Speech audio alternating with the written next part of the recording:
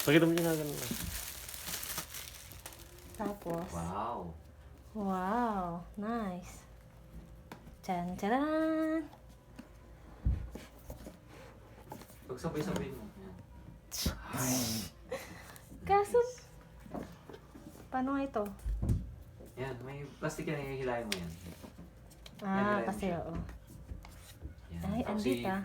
labas mo na yung charger tapos yung Thunderbolt. And then, i-close mo sa mo dipato mo. What's Yan. this? Take that si charger.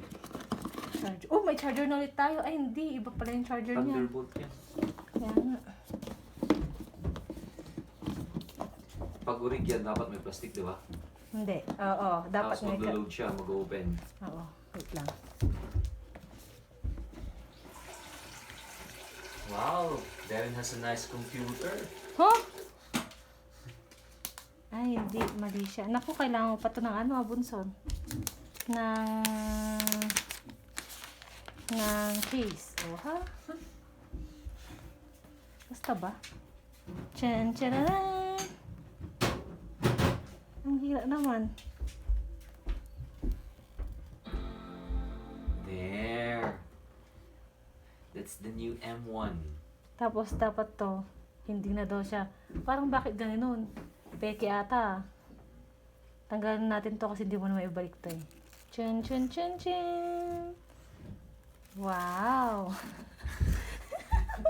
That's it, Nice. English. Ano to nga eh? Paano? Enter no? To use English as the main language, press the return key.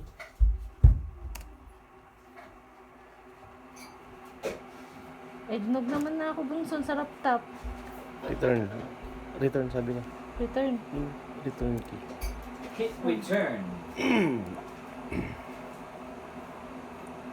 Ha? Ba?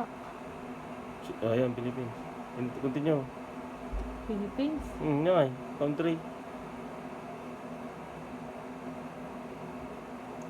Ayun naman. Peke naman na to Bunson.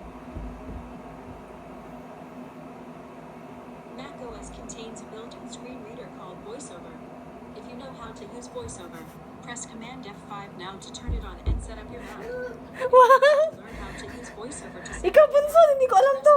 May speaker siya dito. Check mo muna. Kupin na. Bunson.